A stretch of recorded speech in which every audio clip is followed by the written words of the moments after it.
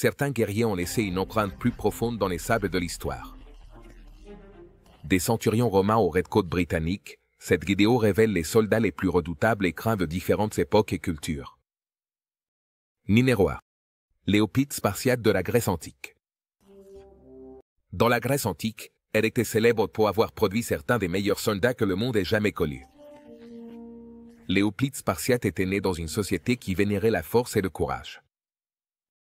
La vie d'un spartiate était étroitement liée à l'art de la guerre, les agogées. Le régime rigoureux d'éducation et d'entraînement de Sparte était obligatoire pour tous les hommes spartiates. Cela commençait quand ils n'avaient que 7 ans et se poursuivait jusqu'à 20 ans, les transformant en guerriers disciplinés et endurcis. Cet entraînement n'était pas seulement physique, mais aussi mental, car les jeunes guerriers étaient exposés à des difficultés comme la pénurie de nourriture et les conditions de vie difficiles. Pour leur inculquer la résilience, l'autosuffisance et la dureté, les hoplites spartiates se battaient en formation compacte appelée phalange. Chaque soldat était armé d'une longue lance, d'une épée courte et d'un bouclier rond en bronze. La phalange était pratiquement impénétrable, un mur de bronze en mouvement capable de résister à l'attaque de l'ennemi et ensuite de contre-attaquer avec une force létale. Cette formation de bataille était le cœur de la stratégie militaire spartiate et son efficacité a été prouvée lors de nombreuses batailles. Leur habileté militaire a été démontrée lors de la célèbre bataille des Thermopyles, en 480 avenue Jésus-Christ, où le roi Léonidas et ses 300 hoplites spartiates, avec leurs alliés, ont tenu tête pendant 3 jours à l'énorme armée perse, dirigée par le roi Xerxès Ier. Malgré une infériorité numérique écrasante, la bravoure des Spartiates est devenue un symbole de courage face à des adversités écrasantes. Les hoplites spartiates étaient également célèbres pour leur stricte adhésion au code militaire. La devise spartiate, avec ou sur lui, reflétait son dévouement à la cause. Le bouclier, décisif pour le succès de la phalange, devait être emporté avec le soldat au combat, ou celui-ci devait rentrer chez lui mort dessus. Perdre son bouclier au combat était une honte, pire que la mort pour un Spartiate. La sévérité de la discipline martiale des Spartiates et leur compétence de combat supérieure avaient un immense impact psychologique sur leurs ennemis. Beaucoup d'adversaires étaient déjà vaincus mentalement avant le choc physique. Le mot spartiate en est venu à représenter le courage, la discipline et l'habileté militaire.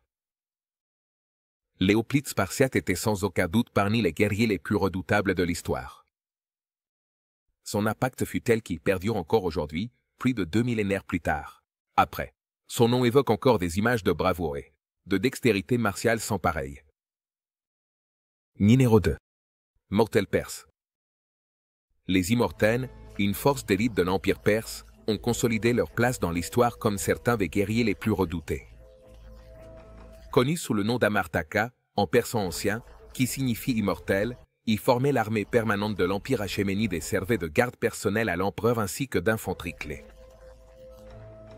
En temps de guerre, les Immortels étaient un groupe d'élite composé exactement de 10 hommes à tout moment.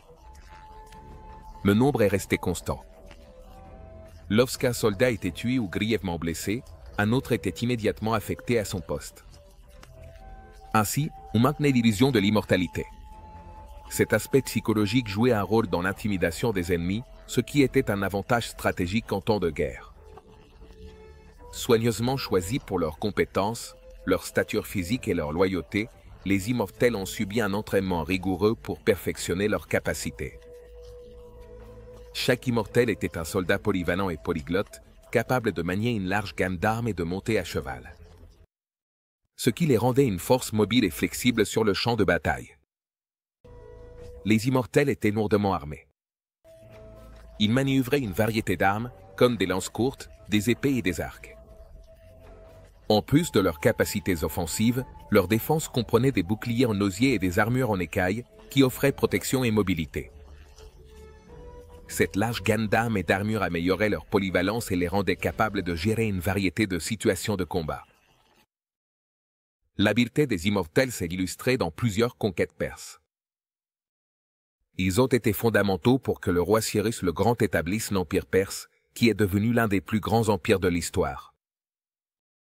les immortels ont joué des rôles importants dans les batailles contre Babylone, la Lydie et les Mazactais, élargissant les frontières de l'Empire. Un des incidents les plus célèbres auxquels ont participé les immortels fut la bataille des Thermopyles, où ils affrontèrent le roi spartiate Léonidas et ses soldats. Les immortels, en nombre et avec une réputation d'invincibilité, n'ont pas gagné la bataille. Cependant, leur lutte féroce contre les Grecs est restée gravée dans l'histoire. Les immortels étaient également importants sous le règne de Darius et Xerxès. Ils étaient des forces essentielles pour réprimer les rébellions et étaient les guerriers de première ligne lors de l'invasion de la Grèce. Leur déploiement stratégique et leur courage durant ces campagnes militaires ont encore renforcé leur réputation. Au-delà de leurs compétences au combat, les immortels étaient également célèbres pour leur apparence. Ils étaient vêtus d'uniformes éclatants et luxueux, arborant souvent des bijoux et de l'or. Cela démontrait la richesse et le pouvoir de l'Empire perse. Sa tenue était, à la fois, un outil psychologique pour imposer sa richesse et son pouvoir à ses ennemis, et un témoignage de son statut prestigieux au sein de la société perse. L'héritage des immortels perdure. Aujourd'hui, ils sont un symbole du pouvoir et de la grandeur de l'Empire perse. Leur habileté, leur discipline, et la peur qu'ils inspiraient à leurs ennemis. Ils ont fait des immortels certains des soldats les plus respectés et redoutés de l'histoire.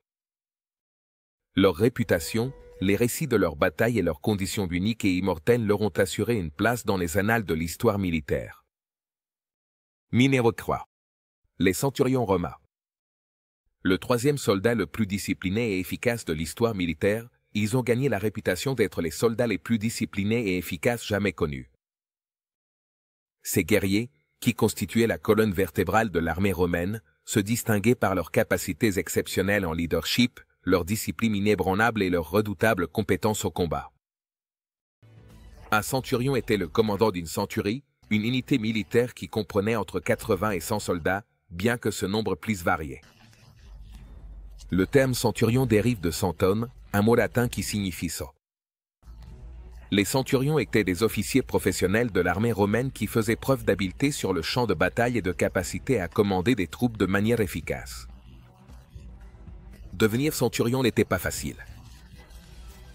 Il fallait des années de service militaire, un impressionnant palmarès de bravoure et de compétences au combat, ainsi que la capacité de diriger les soldats. Un centurion devait être discipliné et habile, capable d'inspirer ses troupes et de maintenir la discipline. Souvent dans des circonstances extrêmement difficiles. Les centurions ont joué un rôle central dans l'expansion de l'Empire romain, qui, à son apogée, s'étendait sur 3 continents. On ne peut parler de victoire militaire romaine sans souligner la contribution des centurions. Ils dirigeaient les batailles depuis le front et leur commandement.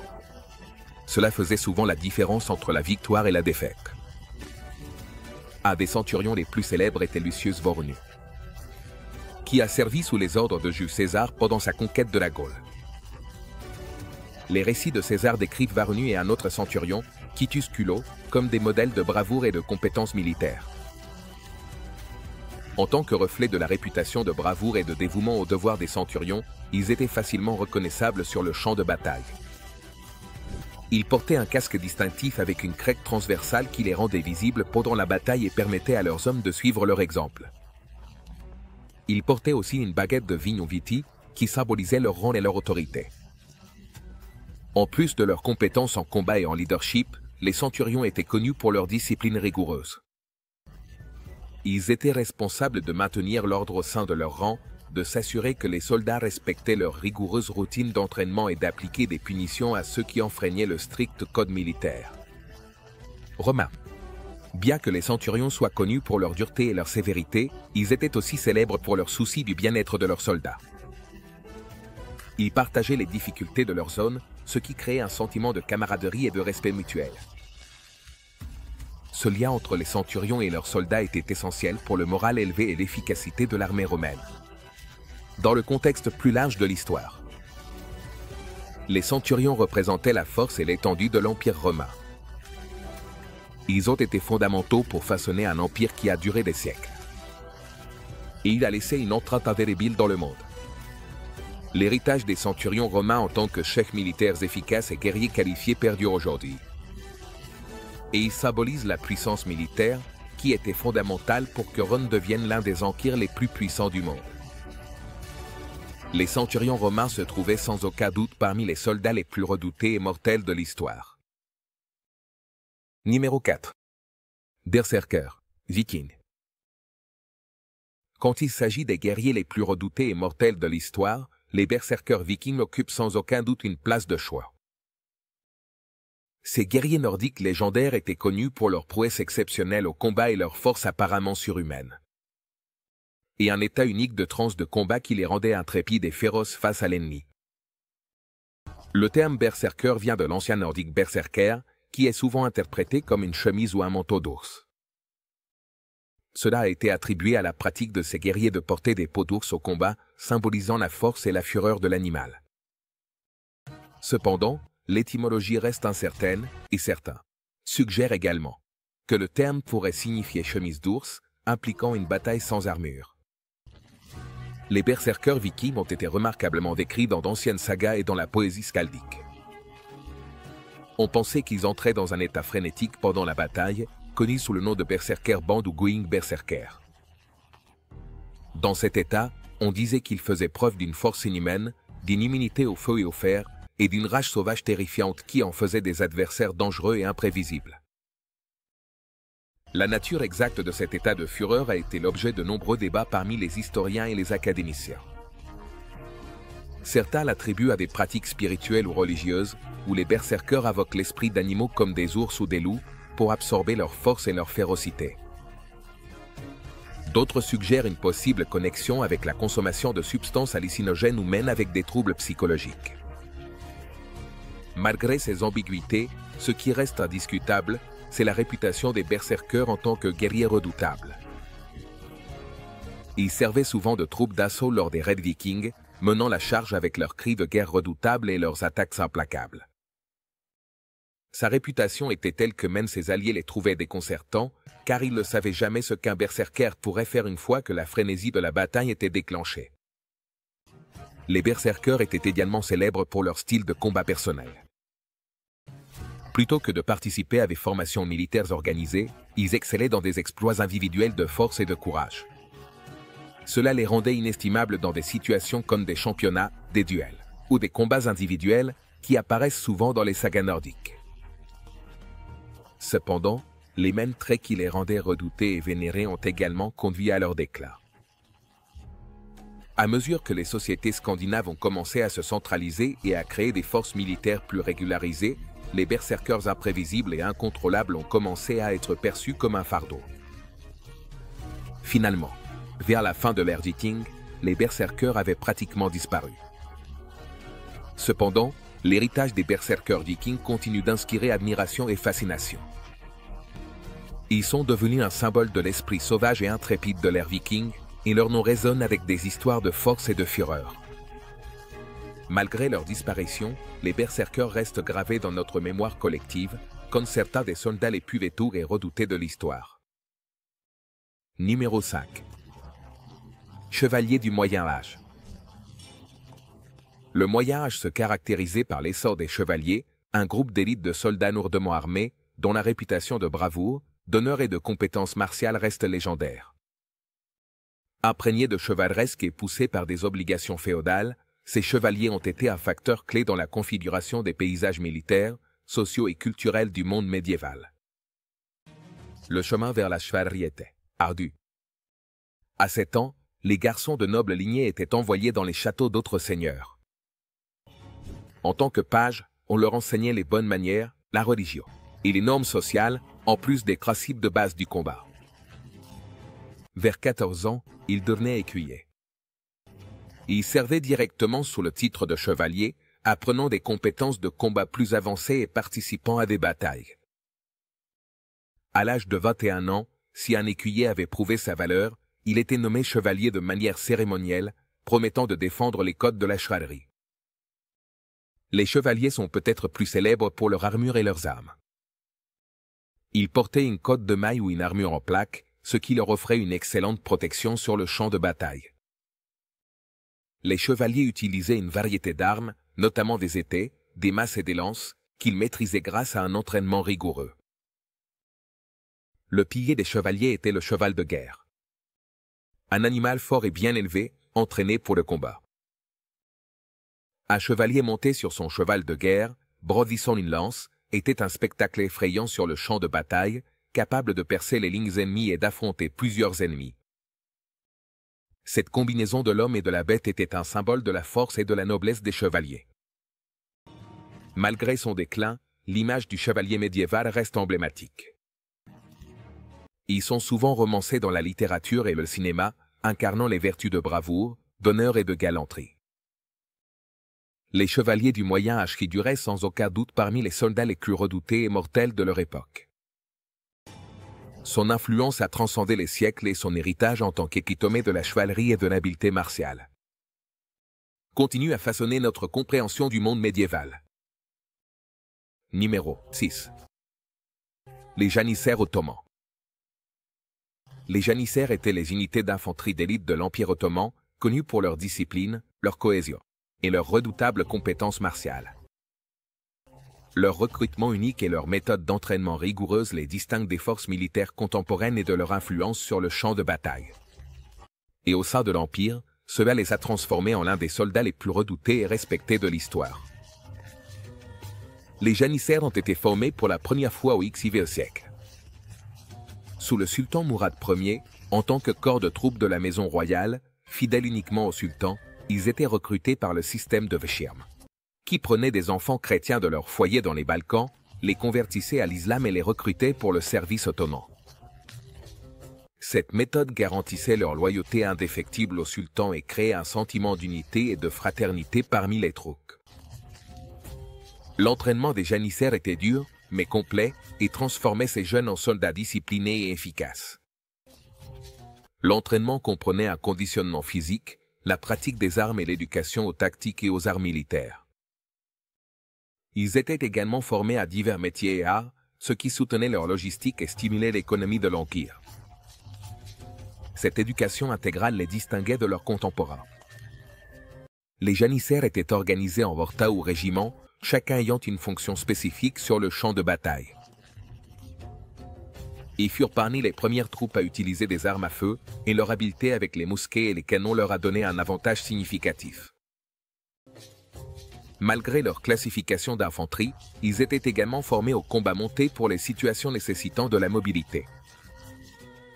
Malgré leur faim, l'héritage des janissaires perdure. Ils ont été parmi les premiers à utiliser une armée permanente au lieu de levée tribale ou féodale. Son uniforme distinctif, sa musique martiale et son habileté au combat ont été représentés dans diverses œuvres d'art et de littérature. Les janissaires étaient sans aucun doute l'un des soldats les plus redoutés et mortels de l'histoire. Son influence a non seulement façonné l'Empire ottoman, mais aussi le cours de l'histoire militaire. Numéro 7. Guerriers samouraïs du Japon. Célèbres pour leurs compétences martiales, leur discipline et leur loyauté indéfectible envers leur seigneur. Les samouraïs étaient l'incarnation de la classe guerrière au Japon, et ils ont façonné les structures militaires, sociales et culturelles du pays pendant des siècles. Le mot samouraï signifie « ceux qui servent », une description juste pour ces guerriers qui consacraient leur vie à leurs seigneurs féodaux ou daimyo. Ils sont apparus vers le Xe siècle. Au cours de la période Heian, ils ont atteint leur apogée. Sengoku. Une époque de guerre civile intense. L'entraînement des samouraïs était intense et polyvalent, se concentrant sur les compétences martiales, la stratégie et les aspects moraux et éthiques de la guerre. Dès leur plus jeune âge, les samouraïs ont reçu une formation au tir à l'arc, à l'équitation et à l'escrime, et le katana est devenu le symbole de l'identité samouraï. Cette épée courbe et aiguisée comme une lame n'était pas qu'une arme. C'était un artefact sacré qui représentait l'honneur et l'esprit guerrier du samouraï. Les samouraïs étaient également formés à l'art du bushido ou le chemin du guerrier. Ce code mettait l'accent sur des vertus telles que la loyauté, le courage, l'honneur et l'intégrité personnelle. Le bushido dictait comment un samouraï devait se comporter au combat et dans la vie quotidienne, mettant autant l'accent sur le caractère moral que sur l'habileté martiale. Malgré leur chute, l'héritage des samouraïs est encore profondément ressenti. Il reste un puissant symbole d'honneur, de discipline et d'habileté martiale. Ils incarnent des valeurs profondément ancrées dans la culture japonaise. L'image des guerriers samouraïs continue de captiver le monde et témoigne de leur statut en tant que l'un des soldats les plus respectés, redoutables et craints de l'histoire. Son esprit indomptable continue de résonner à travers les siècles, nous rappelant une époque où l'honneur valait plus que la vie elle-même. Numéro 8. Archer à cheval mongol sous le commandement de Genghis Banda. Gengis Khan, l'un des conquérants les plus légendaires de l'histoire, a dirigé une armée célèbre pour son efficacité létale et ses tactiques innovantes. Au cœur de cette formidable force se trouvaient les archers à cheval mongols. Un groupe de soldats, dont les compétences exceptionnelles en guerre montée ont conduit à la création du plus grand empire terrestre continu de l'histoire. Mais dans une culture nomade centrée sur l'équitation, tous les guerriers mongols étaient des cavaliers. Experts. Les Mongols ont pratiquement grandi en selle et ont appris à monter avant même de pouvoir marcher. Ce lien si profond avec les chevaux offrait aux guerriers mongols un niveau de mobilité et de vitesse sur le champ de bataille qui n'avait pratiquement pas d'égal à l'époque. Les guerriers mongols étaient tout aussi habiles avec l'arc. Ils utilisaient l'arc recourbé composite, une arme célèbre pour sa puissance et sa précision. Construit à partir de couches de bois, de cornes et de tendons, ces arcs étaient suffisamment compacts pour être utilisés à cheval, mais suffisamment puissants pour pénétrer l'armure à des distances importantes. Les guerriers s'entraînaient sans relâche et apprenaient à tirer avec précision à cheval au grand galop. Un exploit impressionnant, même selon les normes actuelles. La combinaison de la maîtrise de l'équitation et du tir à l'arc faisait des archers à cheval mongols des combattants incroyablement polyvalents. Ils pouvaient participer à des combats au corps à corps, à des tactiques de guérilla ou à des retraits planifiés, selon les exigences de la situation. Cette polyvalence, combinée au génie stratégique de Gengis Khan, a permis aux Mongols de surpasser en manœuvre et en combat des ennemis plus nombreux et apparemment plus puissants. Malgré leur déclin, les archers à cheval mongols ont laissé une marque profonde dans l'histoire. Leurs tactiques ont influencé les stratégies militaires ultérieures et leurs réalisations ont contribué à la diffusion de la culture et des connaissances dans toute l'Eurasie. C'est un témoignage de l'efficacité dévastatrice de la mobilité et de la guerre à distance, ce qui leur a permis de se faire une place parmi les soldats les plus redoutés et létaux de l'histoire. Ness. Guerriers Apaches. Les tribus Apaches du sud-ouest des États-Unis ont produit certains des guerriers les plus redoutables de l'histoire, vénérés pour leurs compétences en guerre de guérilla, leur résistance et leur ténacité. En vivant dans des environnements arides, les Apaches ont développé une culture guerrière qui valorisait le silence, la ruse et une connaissance intime de leur terre d'origine. La vie des guerriers Apaches commençait dès l'enfance. Alors que l'on enseignait aux enfants à être des chasseurs forts, autonomes et experts, on leur entraînait également à traquer furtivement et à maîtriser des techniques de survie. Ces compétences, combinées à une connaissance approfondie du terrain, ont fait des guerriers Apaches des maîtres en tactique d'attaque éclair et d'embuscade. Ils étaient connus pour attaquer rapidement puis disparaître dans le désert, laissant leurs ennemis désorientés et terrifiés. Les Apaches utilisaient une variété d'armes, notamment des arcs, des lances, des couteaux et plus tard des armes à feu acquises grâce au commerce ou au conflit. Mais peut-être que leur arme la plus importante était leur connaissance du terrain. Ils profitaient de la difficulté du terrain, tendant des embuscades dans des gorges, des canyons utilisant la couverture du désert et des montagnes pour s'approcher sans être vus. Les Apaches étaient aussi des cavaliers célèbres. Ils effectuaient souvent des raids à cheval, ce qui leur permettait de voyager rapidement sur de grandes distances.